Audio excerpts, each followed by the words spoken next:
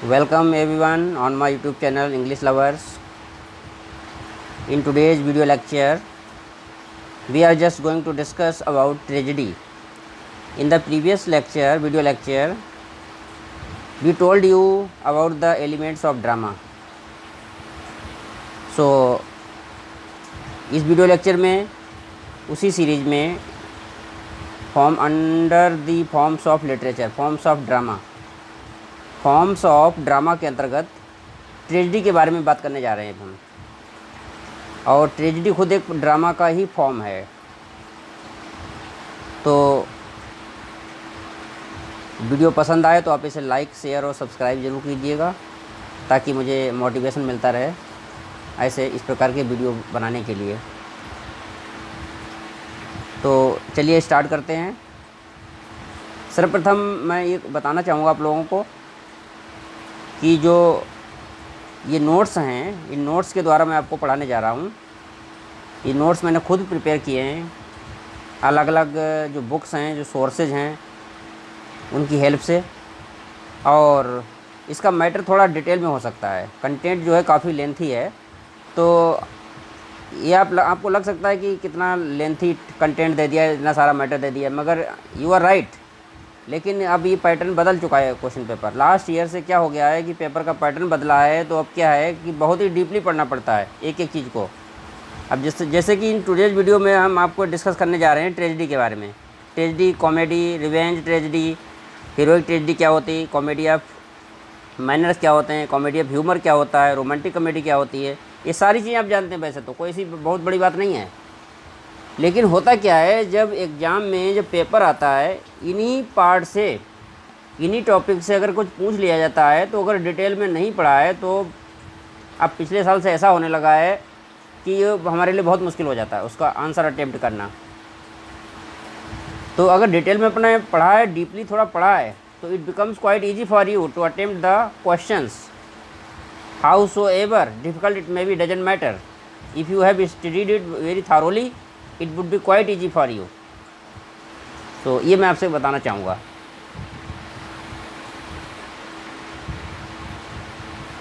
तो टाइम को वेस्ट ना करके स्टार्ट करते हैं। सर्वप्रथम we start with the topic tragedy. सबसे पहले हम ट्रेजेडी से शुरुआत करते हैं।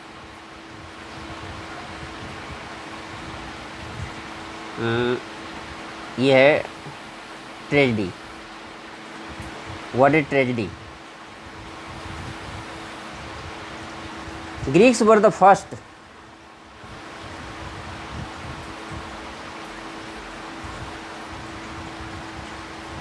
to compose tragedies known as classical tragedies. They originated from religious festivals. सबसे पहले ये जान लीजिए कि ट्रेजेडी की शुरुआत हुई कहाँ से। सबसे पहले जो ट्रेजेडी की शुरुआत हुई थी, जिसको कंपोज किया था, तो ग्रीक लोगों ने किया था। जो ग्रीक पीपल थे, सबसे पहले उन्होंने इस ट्रेजेडी को कंपोज किया था। और उस ज़माने की जो ट्रेजेडी थी, उस पीरियड की, उनको क्लासिकल ट्रेजेडी कहा करते थे। क्लासिकल मीन्स जो रोमन्स के द्वारा ट्रेजेडी जो थी लिखी जाती थी, क्योंकि ब्रिटेन में एंग्लो सेक्शन के आने से पहले रोमन्स लोग वहाँ रहते थे। रोमन्स का राज था ब्रिटेन में। तो जो रोमन्स के द्वारा जो लिटरेचर लिखा जाता था, उसे कहा करते थे रोमन लिटरेचर, या हम कह सकते हैं क्लासिकल लिटरेचर। तो डैट इज़ वाई ये जो ट्रेजेडी की हम बात कर रहे हैं, तो इसे क्लासिकल ट्रेजेडी कहा करते थे पहले। और फर्स्ट टाइम ग्रीक लोग थे जिन्होंने सबसे पहले कंपोज की थी ये tragedy. They originated from religious festivals when various plays were staged for the entertainment in the honour of God. मतलब ईश्वर के सम्मान में या एंटरटेनमेंट के लिए जो डिफरेंट फेस्टिवल हुआ करते थे, रिलीजियस फेस्टिवल। तो उन रिलीजियस फेस्टिवल्स पर ये ट्रेजेडी जो थी, इनकी शुरुआत हुई थी। मतलब इनकी जो स्टार्टिंग हुई थी, इस प्रकार के जो रिलीजियस फेस्टिवल होते थे, वहाँ पर ये ट्रेजेडी हुआ करती थी। इनकी ओरिजिन उन्हीं रिलीजियस फेस्टिवल से हुई, जो फेस्टिवल्स जो होते थे, जबकि बहुत सारे जो प्ले जो थे परफॉर्म किए जाते थे एंटरटेनमेंट के लिए। अब बात करते हैं, जैसे कि यहाँ पर आया है एस्किलस और सोफोक्लिस हैं। एस्किलस और सोफोक्लिस, ये दोनों आप नोट कर लीजिए, एस्किलस और सोफोक्लिस। तो एस्किलस कौन था? ये जो ग्रीक्स हैं दोनों, एस्किलस एंड ये है Aeschylus and Sophocles are Greek tragedies. Aeschylus and Sophocles are the best known names among the Greek tragedies. Euripides was critical of such ideas.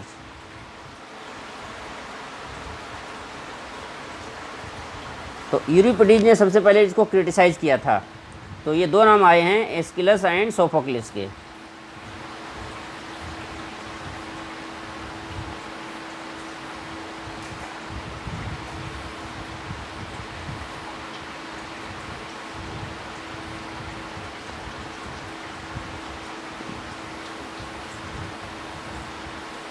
Next is there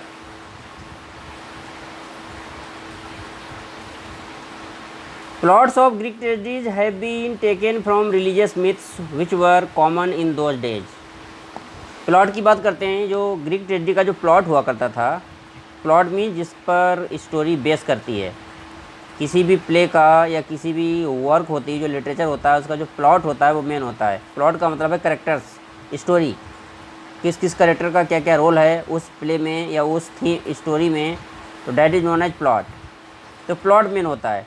तो Greek tragedy का जो plot हुआ करता था वो plot कहाँ से लिया गया? रिलीजियस मिथ से लिया गया, जो माइथोलॉजिकल स्टोरीज हैं वहाँ से लिया गया plot. Which were common in those days. और उन दिनों ये क्या था? ये माइथोलॉजिकल स्टोरीज हुआ करती थी, जो रिलीजियस मिथ्स ये कॉमन हुआ करती थी। तो Greek plays are marked for the use of chorus. पहली चीज़ तो ये जो ग्रीक्स के द्वारा जो प्ले लिखे गए थे ये किस लिए फेमस हैं? Marked for the use of chorus. Chorus का मतलब होता है एक गान होता है, समूह गान होता है, एक ग्रुप सॉन्ग होता है, उसके लिए जाने जाते हैं ये Greek plays. It was found in all the classical plays. Chorus जो है जितने भी क्लासिकल प्लेज हुए उस ज़माने के, जो उस पीरियड के लिखे गए जो क्लासिकल प्ले हुआ करते थे एंसेंट पीरियड के, तो जो क्लासिकल प्ले के सभी क्लासिकल प्लेज में जो है कोरस का यूज होता था।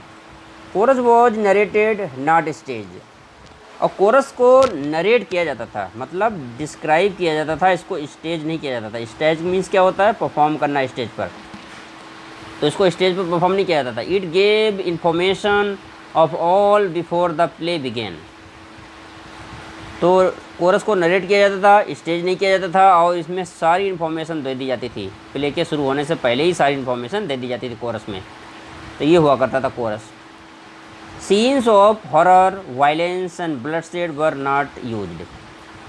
इस प्रकार के सीन है, हॉरर है, ब्लडशेड है, और ये इसमें पहले यूज नहीं किए जाते थे। बात तो ट्रेजेडी की हो रही, ट्रेजेडी में तो होता ही है सब चीज़, जैसे हॉरर है, ब्लडशेड खूब होता है, लेकिन उस समय की बात कर रहे हैं हम एंसेंट पीरियड की। तो उसमें ट्रेजेडी में जब ग्रीक लोगों ने सबसे पहले फर्स्ट टाइम ये ट्रेजेडी लिखी थी, तो उस समय इस प्रकार के हॉरर सीन, वायलेंस है, ब्लडशेड है, ये उसमें नहीं यूज किए जाते थे। ये सब बाद में इनकी स्टार्टिंग हुई शेक्सपियरन ट्रेजेडी, जब शेक्सपियर ने ट्रेजेडी लिखना स्टार्ट किया, या उससे पहले भी हुई मगर इतना नहीं था। अब नेक्स्ट टॉपिक है हमारा, जो नेक्स्ट फॉर्म ऑफ लिटरेचर आती है वो है रोमांटिक ट्रेजेडी। रोमांटिक ट्रेजेडी क्या होती है? जैसे कि अब मिडसमर नाइट ड्रीम है, रोमांटिक ट्रेजेडी है। ट्वेल्थ नाइट है, रोमांटिक ट्रेजेडी है। शेक्सपियर के जो भी प्ले हैं उनमें रोमांटिक ट्रेजेडी है, कॉमेडी है। शेक्सपियर के प्ले जो हैं कॉम्बिनेशन है, ट्रेजेडी, कॉमेडी और कुछ हिस्टोरिकल प्लेज भी हैं। तो यहाँ पर हम रोमांटिक ट्रेजेडी के बारे में बात कर रहे हैं। एक तो ट्रेजेडी होती है, दूसरी रोमांटिक ट्रेजेडी क्या होती है। Elizabethan tragedies are generally known as romantic tragedy. देखिए एक बात समझ लीजिए ध्यान से, एलिजाबेथन पीरियड में जो ट्रेजेडी लिखी गई थी उन्हें जनरली हम रोमांटिक ट्रेजेडी के नाम से जानते हैं। अब एलिजाबेथन पीरियड क्या होता है आप कहेंगे? एलिजाबेथन पीरियड जो है 1558 से 1603 तक रहा, 1558 से 1603 तक रहा। उस समय इंग्लैंड पर किसका शासन था? क्वीन एलिजाबेथ का शासन था। ठीक है, तो क्वीन एलिजाबेथन का शासन था। और ये बात आती है, जिसकी बात करते हैं, जो रोमांटिक ट्रेजेडी की बात करते हैं, जो एलिजाबेथन पीरियड, एलिजाबेथन पीरियड खुद एक रिनेसा का ही पार्ट है। क्योंकि रिनेसा जो था, रिनेसा की शुरुआत कहाँ से हुई? क्वेश्चन आता है कि रिनेसा की शुरुआत कहाँ से हुई थी, कभी कभी पूछ लिया जाता है। तो रिनेसा की शुरुआत जो थी जनरली इटली से हुई थी। ठीक है। इटैली इटैली से शुरुआत हुई इसकी। इटैली के बाद में ये रेनेसा जो है इंग्लैंड में पहुंचा, इंग्लैंड के बाद में पूरी दुनिया में इसको रेनेसा पहुंचा ये। तो एलिजाबेथन पीरियड खुद एक रेनेसा का पार्ट है, क्योंकि रेनेसा का पीरियड जो है 1500 से स्टार्टिंग हुई थी रेनेसा का, 1660 तक रहा है रेनेसा का पीरियड। 1500 से 1660 तक का जो पीरियड है वो रेनेसा का पीरियड रहा है। इस पीरियड में लिटरेचर जो था और प्ले खूब फ्लोरिश हुए रेनेसा पीरियड में, मतलब अच्छा लिटरेरी आउटपुट रहा इस पीरियड में, कह सकते हैं। तो romantic traditions borrowed from various sources. ये जो रोमांटिक ट्रेजेडी में जो ट्रेडिशन फॉलो की गई हैं, रोमांटिक ट्रेजेडी है, इसमें जो जो ट्रेडिशंस हैं ये बोरो की गई थी। कहाँ से बोरो की गई थी? कुछ सोर्सेज थे। अब वो सोर्सेज कौन से थे, मतलब फिर समझ लीजिए ध्यान से, मैं बताना चाह रहा हूँ कि जो रोमांटिक ट्रेजेडी है, इस रोमांटिक ट्रेजेडी में कुछ रोमांटिक ट्रेडिशन फॉलो की गई हैं, और ये रोमांटिक ट्रेडिशंस हैं ये बोरो की गई थी। कहाँ से? सिनेकन प्ले। सिनेका एक प्ले राइट था, उसके प्ले से बोरो की गई। या कुछ रोमन ट्रेजिक प्ले हुआ करते थे, रोमन्स के द्वारा लिखे गए जो ट्रेजिक प्ले उससे भी ली गई हैं ये ट्रेडिशंस, जो रोमांटिक ट्रेजेडी में फॉलो की जा रही हैं। नेक्स्ट है the medieval plays. Medieval period के जो प्लेज थे उनसे ली गई हैं। In English drama this tradition was properly started by the university wits. अब बात आती है कि ये ट्रेडिशन की शुरुआत इंग्लिश ड्रामा में कहाँ से हुई? तो इंग्लिश ड्रामा में ये ट्रेडिशन की शुरुआत हुई थी यूनिवर्सिटी बिट्स से। अब एक यूनिवर्सिटी बिट्स क्या है? ये एक दोस्तों लिटरेरी टर्म्स है, लिटरेचर का एक टर्म जिसे बोलते हैं लिटरेरी टर्म। इसे में ग्रुप ऑफ 7 जो राइटर्स थे, 7 राइटर्स हुआ करते थे, उसमें से कुछ ऑक्सफोर्ड यूनिवर्सिटी के पढ़े हुए थे और कुछ कैम्ब्रिज के पढ़े हुए थे। एक था उनमें थॉमस किड, वो किसी यूनिवर्सिटी से पढ़ा हुआ नहीं था, मतलब उसने कहीं यूनिवर्सिटी से एजुकेशन नहीं ली थी, लेकिन वो था उनके इक्वली। इसीलिए ये 7 जो राइटर्स का ग्रुप है उन्हें बोलते हैं यूनिवर्सिटी बिट्स। तो यहाँ पे बात आती है, यूनिवर्सिटी बिट्स ने इंग्लिश ड्रामा में ये ट्रेडिशन जो आई थी, कौन सी ट्रेडिशन? Romantic tradition. इसकी शुरुआत की गई थी यूनिवर्सिटी बिट्स के द्वारा। तो these tragedies are detached from common society. These tragedy deal with life struggles and misfortunes of kings and princes. इन ट्रेजेडी में स्पेशली हम क्या डील करते हैं, ऑथर ने क्या दिखाया है? लाइफ स्ट्रगल के बारे में दिखाया गया, और साथ साथ में राजाओं और जो राजकुमारों का जो मिसफॉर्च्यून्स रहा है, जो उनका मिसफॉर्च्यून्स रहे हैं जो लाइफ में, उनको डील किया गया है। Romantic tragedies are the tragedies of character. इसे रोमांटिक ट्रेजेडी को ट्रेजेडी ऑफ करेक्टर भी कहते हैं। Hero is himself responsible for his tragic doom. क्या होता है डूम? विनाश, जिसे बोलते हैं कैटास्ट्रोफ। ट्रेजिक डूम, एक वर्ड आया ट्रेजिक डूम, मतलब ट्रेजिक डूम क्या होता है? कैटास्ट्रोफ होता है। ये आया ट्रेजिक डूम, इसे कहते हैं कैटास्ट्रोफ। मतलब जब हीरो का किसी ट्रेजिक प्ले में, ट्रेजिडी में जब पतन हो जाता है तो उसे बोलते हैं ट्रेजिक डूम। तो he commits some fault which brings his ruin and it is the known as the tragic flaw. तो कहने का मतलब ये है, I would like to say that hero has certain flaw that is known as tragic flaw which is responsible for his doom. Doom मतलब विनाश। Hero के अंदर एक कुछ ऐसा फ्लॉ होता है, एक ऐसा दोष होता है जिसे ट्रेजिक फ्लॉ कहते हैं, और जो ट्रेजिक फ्लॉ होता है वही ट्रेजिडी के लिए या हीरो के पतन के लिए रिस्पॉन्सिबल होता है। तो catastrophe is the result of his own error. तो हीरो का जो प्ले में जो कैटास्ट्रोफ होता है, उसका जो विनाश होता है लास्ट में, उसका जो पतन होता है, डाउनफॉल होता है, डाउनफॉल किस लिए होता है? डाउनफॉल उसकी अपनी ही गलती की वजह से होता है, क्योंकि उसमें एक ट्रेजिक फ्लॉ होता है। फ्लॉ मतलब क्या होता है? ट्रेजिक। नाटक में जो ट्रेजेडी है, ट्रेजेडी का जो हीरो है उसमें एक दोष होता है, कुछ कमी होती, फॉल्ट होता है उसके करैक्टर में। इसी वजह से जो है उसका कैटास्ट्रोफ होता है। कैटास्ट्रोफ मीन्स उसका पतन होता है।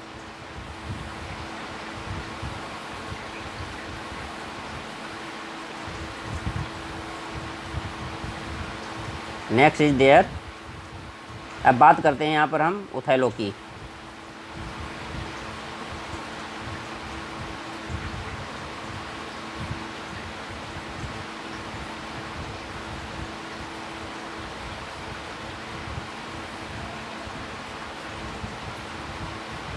ये आया यहाँ पर Othello. Othello's tragedy is the result of lack of understanding.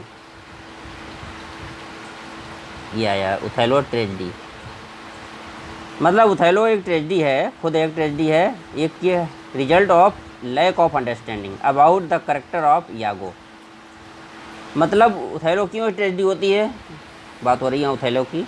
Othello is the name of a play, Shakespearean play that is the part of Shakespearean drama that is known as tragedy। तो Othello is the tragedy, इसका जो result किस चीज़ का होता है, lack of understanding about the character of यागो।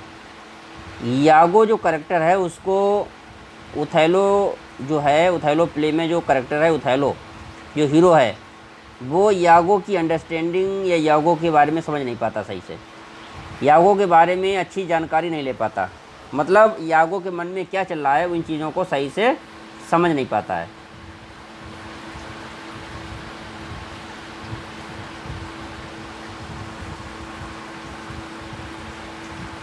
Observance of unities are not followed.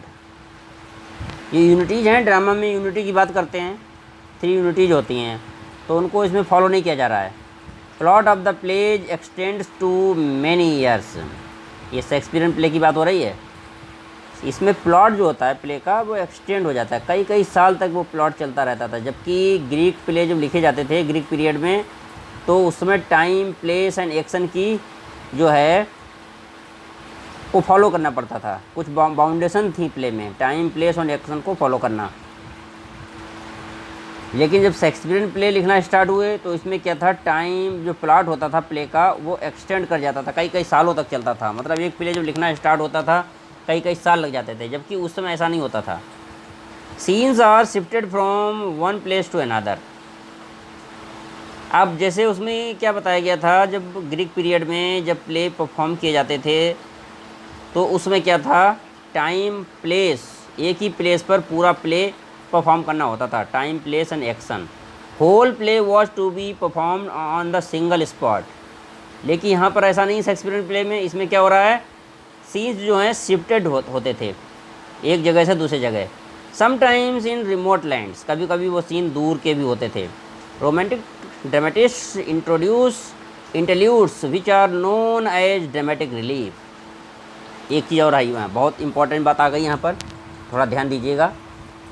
Question पूछा जा सकता है एग्जाम में। इसमें बताया गया है कि ये बताया गया रोमांटिक ड्रामेटिस्ट इंट्रोड्यूस इंटरल्यूड्स। ये है, यह एक वर्ड आया इंटरल्यूड्स। रोमांटिक ड्रामेटिस्ट जो हैं इंट्रोड्यूस करते हैं interludes which are known as the dramatic relief. अब देखो इंटरल्यूड होता क्या है। इंटरल्यूड एक शॉर्ट प्ले होता था जो प्ले के बीच में डाला जाता था, एक शॉर्ट प्ले होता था, और it use to be for entertainment of the audience. ये ऑडियंस के एंटरटेनमेंट के लिए होता था, ताकि ऑडियंस बोर ना हो। तो बीच बीच में थोड़ा रिक्रिएशन भी होना चाहिए, मनोरंजन भी होना चाहिए उनका। तो इसीलिए क्या होता था, ये जो रोमांटिक ड्रामेटिस्ट होते थे ये इंटरल्यूड डालते थे अपने प्ले में। जो प्ले हुआ करता था उसके बीच बीच में इंटरल्यूड्स आते थे। तो इंटरल्यूड को अब कंफ्यूज होने की ज़रूरत नहीं। इंटरल्यूड सिंपली क्या होता है, एक शॉर्ट प्ले होता था, और जो प्ले होता था it meant for entertainment of the audience. Audience के एंटरटेनमेंट के लिए होता था, प्ले के बीच में आता था ताकि जो ऑडियंस हैं वो बोर ना हो, थोड़ा उनका बीच बीच में मनोरंजन भी होता रहे।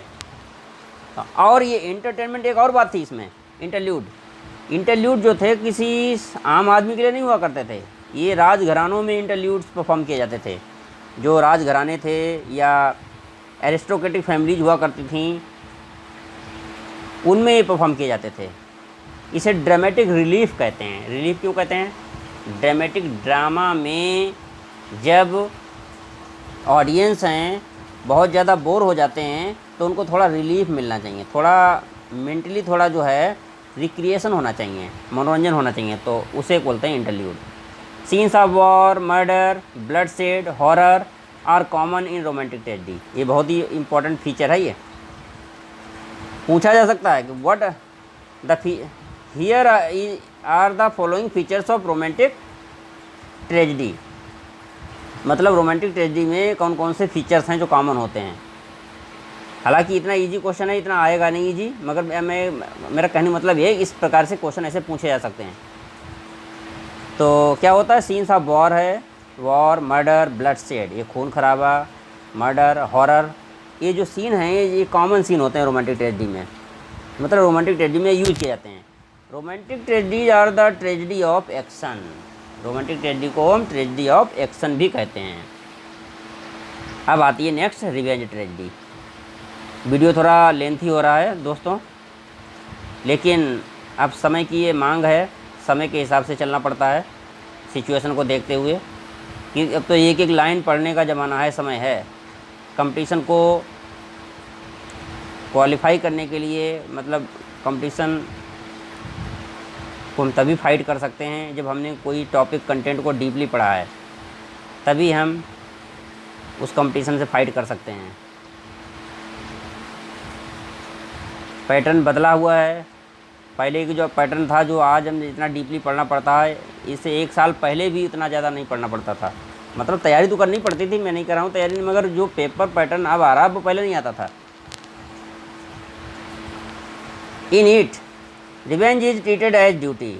रोमांटिक ट्रेजेडी इसमें आ रहा है रिवेंज ट्रेजेडी। अभी रिवेंज ट्रेजेडी के बारे में बात कर रहे हैं। रिवेंज ट्रेजेडी होती क्या? रिवेंज ट्रेजेडी या कह सकते हैं blood and horror tragedy. What is revenge tragedy? Revenge means होता है बदला लेना, बदले की भावना से कार्य करना। अब यहाँ पर रिवेंज ट्रेजेडी क्या होती है? बदले की भावना से जो करेक्टर हैं काम करते हैं प्ले में, ख़ास तौर से अपने किसी प्रियजन का बदला लेने के लिए।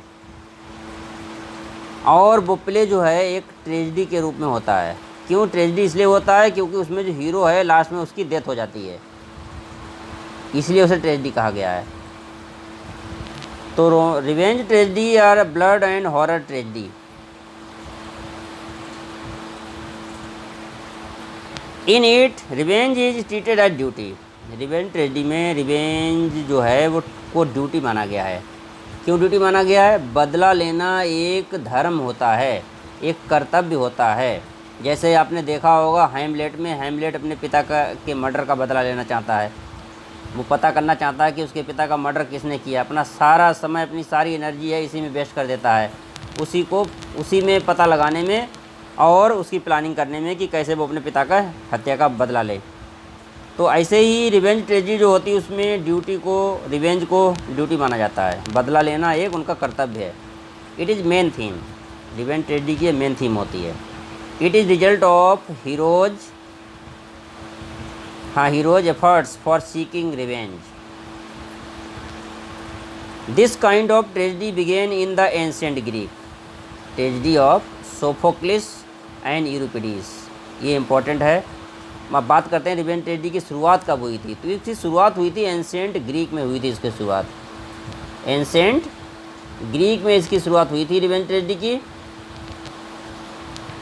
और ये ट्रेजेडी किसने लिखी थी? सोफोक्लिस एंड यूरिपिडीज की थी। ये यूरिपिडीज एंड सोफोक्लिस, इनकी ट्रेजेडी थी ये। कब शुरुआत हुई थी? एंशिएंट ग्रीक में हुई थी शुरुआत। तो ये ग्रीक ट्रेजेडी हैं सोफोक्लिस की और यूरिपिडीज, ये दोनों ही ग्रीक मतलब प्ले राइट थे। रिवेंज ट्रेडिशन वॉज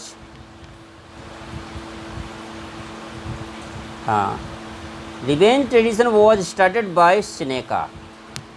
आप देखो ये बहुत इंपॉर्टेंट क्वेश्चन है ये, यहाँ पर कंपटीशन के पर्पज़ से टीजीटी पीजीटी के लिए पूछा जा सकता है कि रिवेंज ट्रेडिशन की शुरुआत किससे हुई थी? सिनेका से हुई थी। सिनेका एक प्लेराइट था, नाटककार, उसने शुरुआत की थी वैसे रिवेंज ट्रेजेडी की। और रिवेंज ट्रेजेडी की शुरुआत हुई कब थी? एंसेंट ग्रीक पीरियड में हुई थी। मतलब एंसेंट ग्रीक ने इसकी एंसेंट जो ग्रीक ट्रेजेडी थी,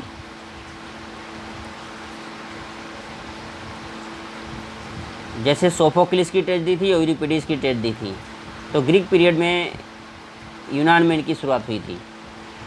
in Spanish tragedy kid has transformed revenge into a tradition. Thomas kid की एक ट्रेजेडी है जिसे बोलते हैं स्पेनिश ट्रेजेडी, उसमें किड ने जो है रिवेंज को एक ट्रेडिशन के रूप में ट्रांसफॉर्म किया है। मतलब रिवेंज को उसने, बदला लेने की जो भावना होती है, रिवेंज होता है, उसको उसने ट्रेडिशन का रूप दिया है।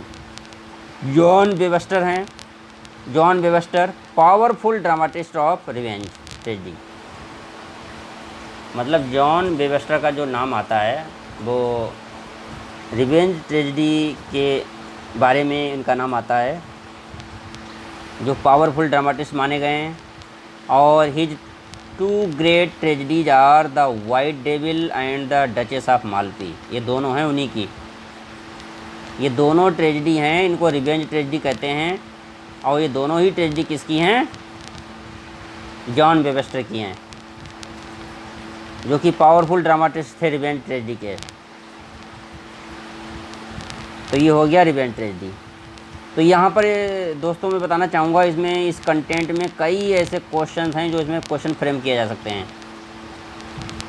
और इसको जो डीपली अगर आपने पढ़ा है तो ये टीजीटी के हिसाब से तो बहुत ही ज़्यादा इम्पोर्टेंट है। इसमें कई क्वेश्चन हैं इस कंटेंट से निकल के आ रहे हैं जो डीपली पूछे जा सकते हैं। पहला तो यही हो जाएगा कि ये शुरुआत किसने हुई थी? रिवेंज ट्रेजेडी की शुरुआत सिनेका से हुई थी। और स्पेनिश ट्रेजेडी किसने लिखी थी? थॉमस किड ने लिखी थी। स्पेनिश ट्रेजेडी में क्या किया? किड ने जो है रिवेंज को ट्रेडिशन में बदल दिया है। जॉन वेबस्टर कौन थे? एक ड्रामाटिस्ट थे रिवेंज ट्रेजेडी के। और उनकी जो ट्रेजेडी हैं, जो द ग्रेट डेविल है और द डचेस ऑफ माल्फी है। अब है हीरोइक ट्रेजेडी। हीरोइक ट्रेजेडी क्या होती है उसके बारे में डिस्कस करने जा रहे हैं। तो वीडियो थोड़ा लेंथी हो सकता है, बोर मत होइएगा, क्योंकि जो चीज़ जितना लेंथी है आप जितना डीपली पढ़ लेंगे उतना ही आपके लिए अच्छा है। एक कॉन्सेप्ट क्लियर हो जाएगा पूरा डिटेल में, डीपली। जितना ही ज़्यादा डीपली आपने कॉन्सेप्ट को स्टडी कर लिया उतना ही ये आपके लिए आसान हो जाता है।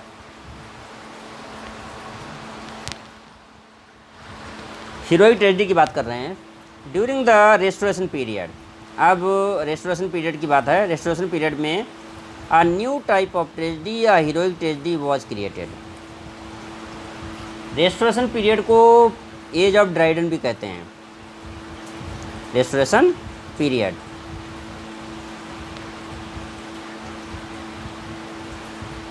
तो रेस्टोरेशन पीरियड में क्या हुआ? During the restoration period. अब इसे रेस्टोरेशन पीरियड कहते क्यों हैं? रीजन क्या है इसे, क्यों कहते हैं रेस्टोरेशन पीरियड? ऐसा था 1649 में चार्ल्स फर्स्ट को फांसी दे दी गई थी, 1649 में। उसके बाद कई साल के बाद जो चार्ल्स सेकेंड गद्दी पर बैठा, चार्ल्स सेकेंड गद्दी पर बैठता है, तो चार्ल्स सेकेंड गद्दी पर बैठता है तो वो मोनार्की को वापस लाता है।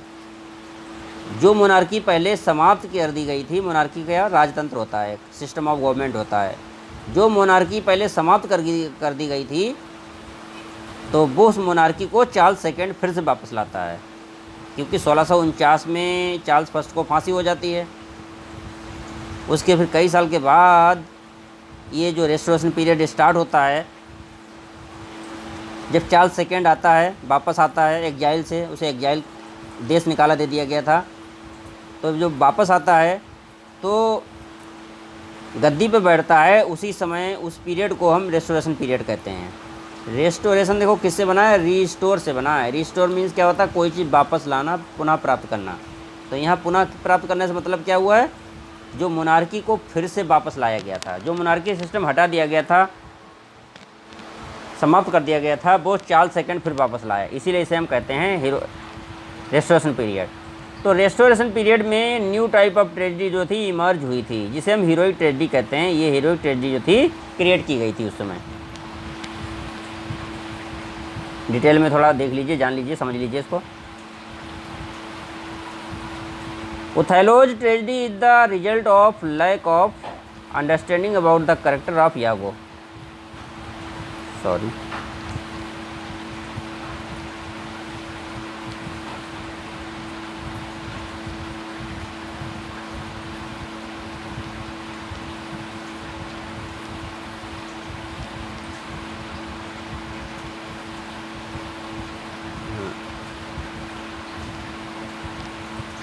यहाँ से देखिए, Dryden achieved the greatest success. Otway also wrote heroic tragedy.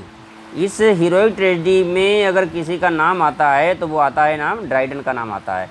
Heroic tragedy में सर्वप्रथम नाम आता है, जो पहला नाम आता है वो ड्राइडन का नाम आता है। ड्राइडन, जॉन ड्राइडन कहते हैं जिन्हें, इनका आता नाम पहले। Dryden achieved the greatest success. Otway also wrote heroic tragedies. जो एक राइटर हुए थे उस समय ओटवे ने भी हीरोइक ट्रेजेडी लिखी थी। अब they were started by sir William Davenant. वैसे तो इनकी शुरुआत विलियम डेवनेंट के द्वारा की गई थी। Theme use to be love and valour. एक चीज़ सबसे इम्पोर्टेंट है समझने वाली, इसकी थीम क्या होती है। क्वेश्चन पूछा जा सकता है कि जो रेस्टोरेशन पीरियड में जो ट्रेजेडी लिखी गई थी, ये हीरोइक ट्रेजेडी, इसकी थीम क्या होती थी, इसके कौन कौन से फीचर होते हैं हीरोइक ट्रेजेडी के। तो इसका जो पहला फीचर है, देखो, theme use to be love and velar.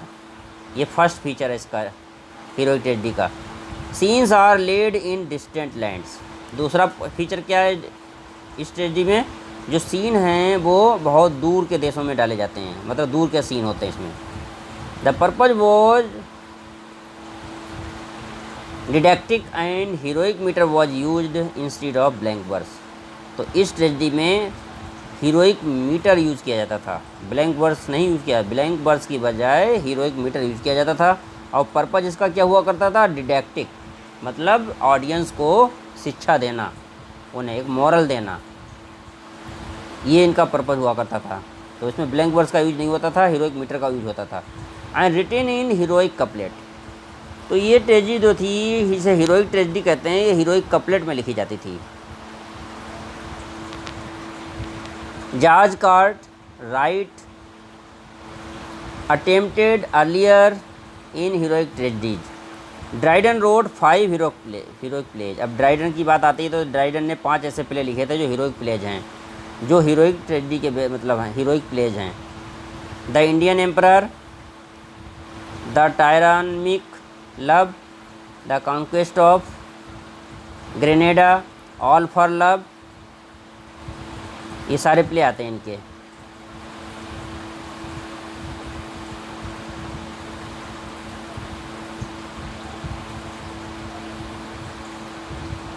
तो in these plays love and honours are the main theme. इसमें लव और ऑनर मेन थीम होती है। Otway started his career as a typical writer of heroic tragedy. Otway की बात करें तो Otway ने अपना जो करियर शुरुआत किया था, ऑटवे ने वो एक राइटर के रूप में हीरोइक ट्रेजेडी का राइटर हुआ करता था जब उसने अपने करियर की शुरुआत की थी ऑटवे ने। And Don Carlos is a good example, उसी का लिखा हुआ है Don Carlos. The orphan is an example of deep pathos. Venice preserved is his finest work. Lee also wrote many tragedy. Lee ने भी बहुत सारी ट्रेजेडी लिखी थी, जिसमें नीरो है एंड राइवल क्वीन है।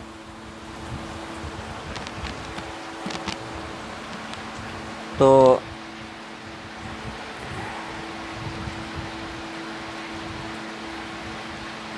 Thanks for watching my video. Next अब हम डिस्कस करेंगे अगले वीडियो में, क्योंकि वीडियो बहुत लेंथी हो रहा है। तो नेक्स्ट वीडियो में हम डिस्कस करेंगे कॉमेडी के बारे में। Thanks for watching.